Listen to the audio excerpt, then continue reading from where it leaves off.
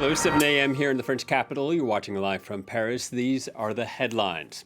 The U.S. president lays out an optimistic vision as he delivers the next phase of America's battle against COVID-19. Joe Biden saying the country could celebrate July 4th as independence from the virus. A growing number of countries suspending use of AstraZeneca's COVID-19 vaccine over blood clot fears. But European regulators say that there is no evidence a jab causes a condition and adds its benefits outweigh any risks. Murder, torture, and forced disappearance. A UN expert says there's growing evidence Myanmar security forces are committing crimes against humanity. We'll speak to our correspondent about the brutal crackdown against pro-democracy protesters. Good to have you with us. Also coming up this hour, we'll have our press review. This Friday, France holds its César Award ceremony. The country's film industry keen to show it's vibrant, even as cinemas are empty due to the pandemic. All these stories and more here on Live from Paris.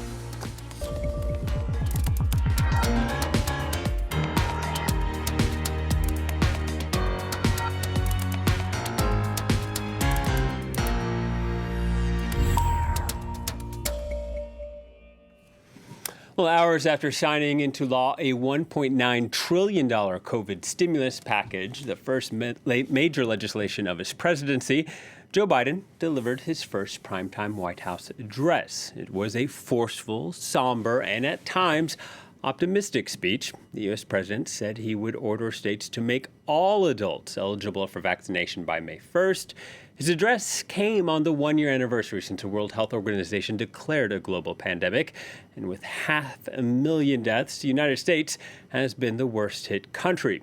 But with an accelerated vaccination campaign and continued vigilance, Biden said Americans could potentially celebrate Independence Day in groups.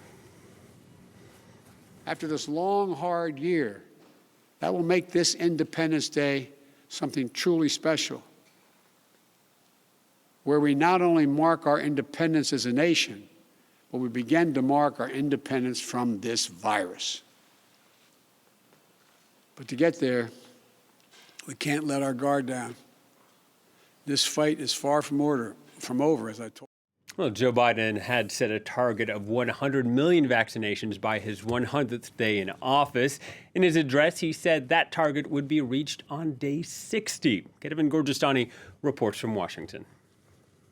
He said it, July 4th, with your loved ones is the goal. Now, obviously, he insisted, he said, I'm not talking about any big parties with lots of people and big gatherings. What he's saying is that he is hopeful that Americans will be able to gather in small groups with their close friends or close family members to have a traditional of sorts, smaller but traditional July 4th celebration with barbecues and cookouts in their backyards. That is obviously the goal. But for that, he insisted, he said, you need to do your part and you need to not let your guard down. The do your part is mostly about vaccination. He said, when it is your turn, please get the vaccine. This is, of course, aimed at this vaccine hesitancy that is still a problem here in the United States, even as vaccines are being rolled out. The other part is don't let your guard down.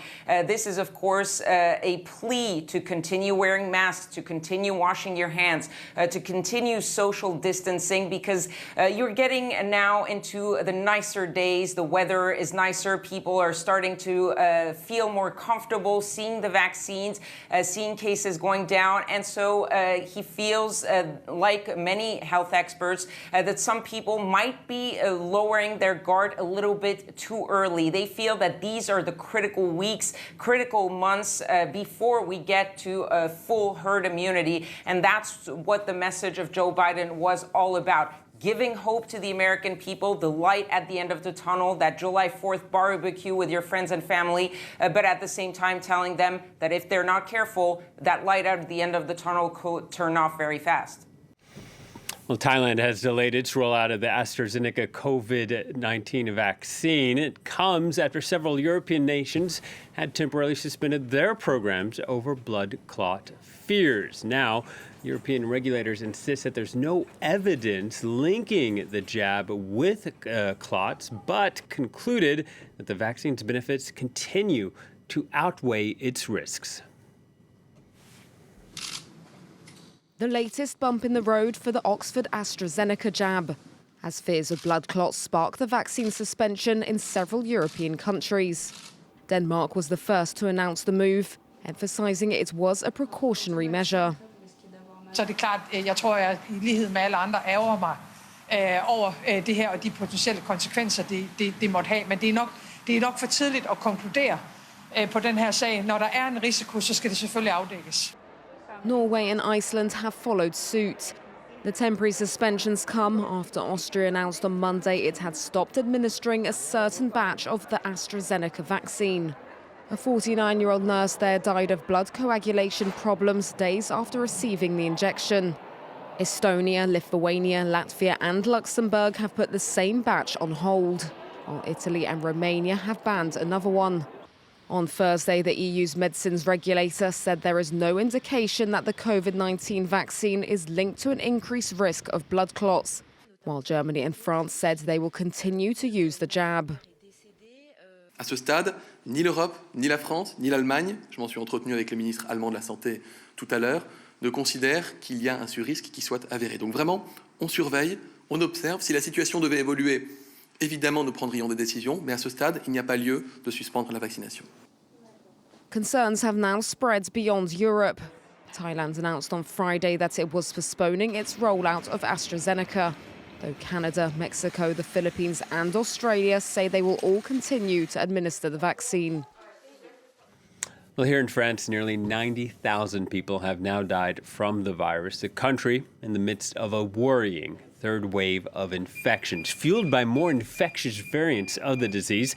French Health Minister Olivier Véran said the situation is particularly worrying in Paris, where every 12 minutes a new patient is being put into intensive care. Yenna Lee has more. Once again, hospitals in the Paris region are overwhelmed with COVID-19 patients. Au niveau de la tête, est-ce que ça va, la position? All 16 ICU beds in this hospital are full. C'est un patient qui est arrivé il y a 2 jours. On a pu absorber un malade hier aussi, mais dans notre autre unité. Globalement, on sort un malade pour en mettre un autre. The pressure to save lives often means making difficult decisions. En pratique, notre volant de sécurité, en fait, c'est de faire sortir les patients un peu plus vite qu'on ne l'avait prévu. C'est pas parfait, mais c'est un peu la seule solution. In a repeat scenario of what happened during France's first and second waves of COVID-19, authorities are scrambling to find more ICU beds. Now there are over 1,000 people with the disease who are in need of critical care. To make more space, hospitals in the Paris region have postponed 40% of their activity, including non-urgent surgeries, in order to make room for 500 extra beds. The director of Paris's public hospitals wants more to be done before his institutions reach full capacity. If a lockdown isn't possible, then we need other solutions. Not having a plan to slow this down is simply not an option. Paris does not have a weekend lockdown, unlike other virus hotspots such as Calais and Dunkirk. More protests taking place in Myanmar against the ruling junta. The country has been rocked by pro-democracy demonstrations, strikes, and other acts of civil disobedience since a coup toppled the civilian government at the start of February. Security forces have used live ammunition, leading to the deaths of at least 60 people, while protesters have been rounded up in the thousands. An independent UN rights expert said there was growing evidence of crimes against humanity. The junta is detaining dozens, sometimes hundreds, every day. As of last night, the total number of arbitrary arrests and detentions since the 1st of February had risen beyond 2,000. And the violence against protesters, including violence against people sitting peacefully in their homes, is steadily increasing. Well, for more, we can speak to the Sunday Times Asia editor, Philip Sherwill. Philip, those were some pretty scathing remarks there. Tell us what made him say that. Yes, this assessment by Tom Andrews. It was a weekly report to the Human Rights Council, but he's made clear how disappointed he is that the international community hasn't actually put together a stronger condemnation or package of measures against the government in Myanmar. He highlighted not only these detentions that you heard in that clip there, and we've had NLD politicians, those are politicians from the National League for Democracy, the party that won November's elections but was overthrown in the coup. They've been detained, and some of them, their bodies have been returned with awful signs of torture to their families.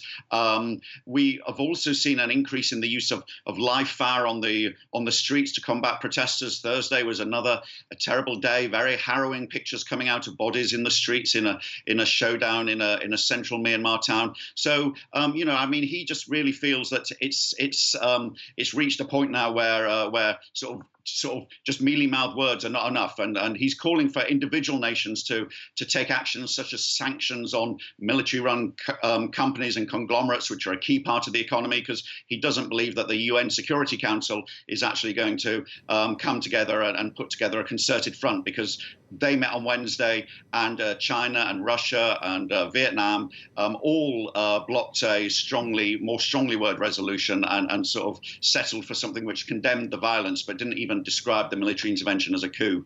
The military yesterday, they held a press conference in Myanmar where they insisted they were merely following the normal behavior of a security forces trying to impose law and order on an unruly mob who they said are inciting violence and anarchy. The pictures from Myanmar of people shot dead in the streets obviously tell a different story.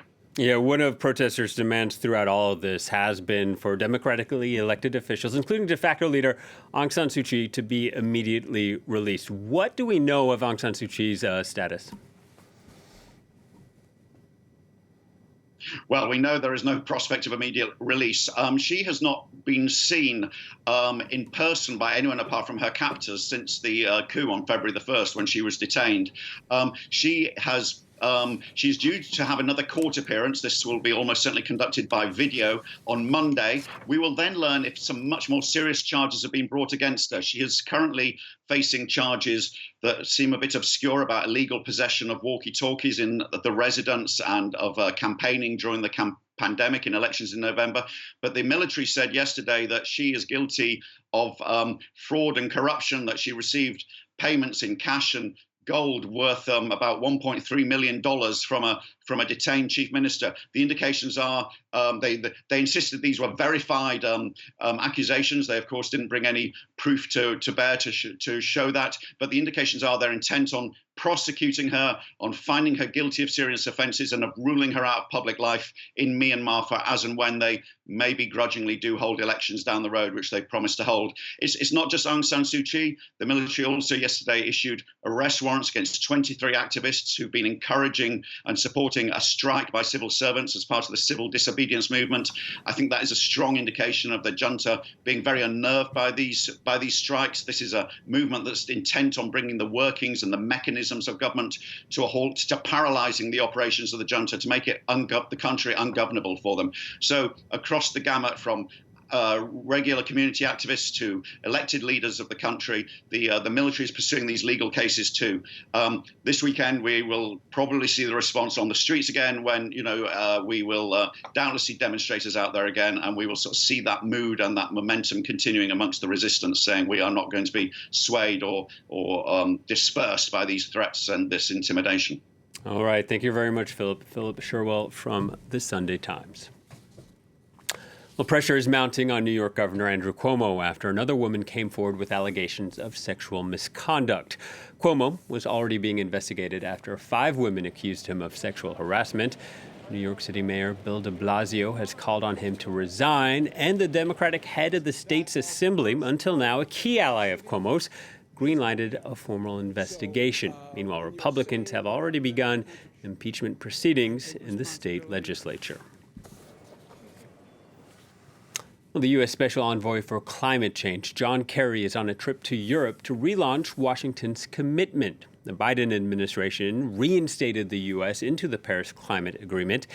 In an exclusive interview, France 24's Mairead Dundas spoke to John Kerry at the U.S. Embassy in Paris about how the U.S. president plans to confront the climate crisis in the years to come. His job requires him not to sit around and wait for it. It's to help create it. It's to help create something that addresses this challenge. And we will do it in a way that is not Republican or Democrat or liberal or conservative. We'll do it based on the science, and on the practical steps that can work for us as a country and for the world. We have to do better than we're doing today. Can we? Absolutely. Can we do it in time to make the difference? That's the test. And we obviously feel a deep responsibility to try to make sure we do. And you can watch that interview with John Kerry at 10:45 a.m. Paris time right here on France 24.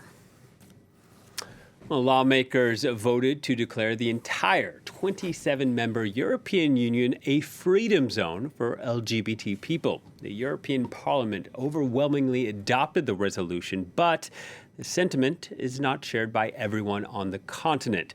It's seen as an effort to push back on rising homophobia in places like Poland and elsewhere.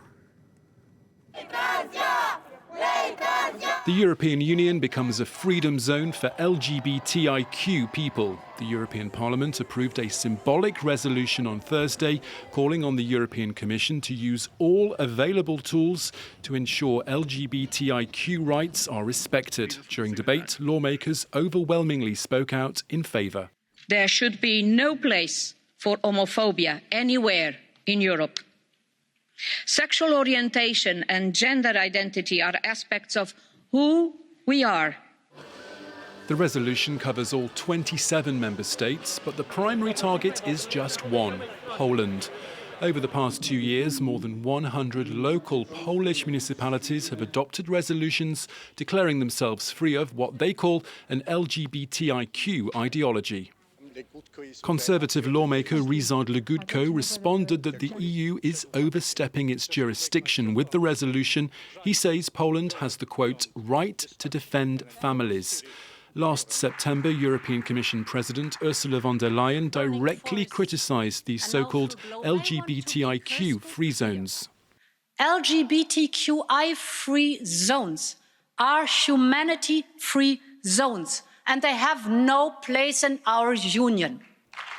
But few steps have followed, and this resolution is merely a call for action, carrying no mechanism for punishment. Time now for a reminder of our headlines. And the U.S. president is optimistic as he lays out the next phase of America's battle against COVID-19.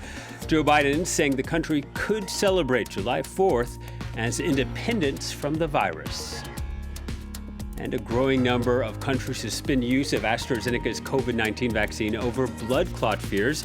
But European regulators say there is no evidence the jab causes a condition and adds its benefits outweigh its risks.